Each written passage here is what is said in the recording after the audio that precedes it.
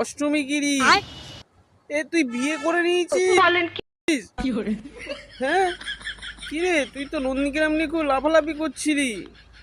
এটা নিশ্চয়ই ভোটের আগে ভেবেছিলি জিতে যাব, বিয়ে থাওয়া করে নিয়েছিস, খুব ভালো, সবাই আশীর্বাদ করছে, আমিও করতাম যদি এই ভিডিওটা তখন পেতাম।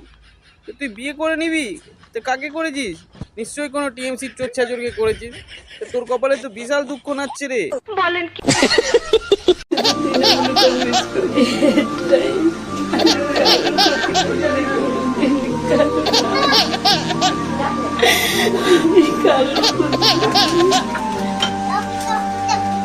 দেখলি তো, না ভেবে কাজ করার ফল।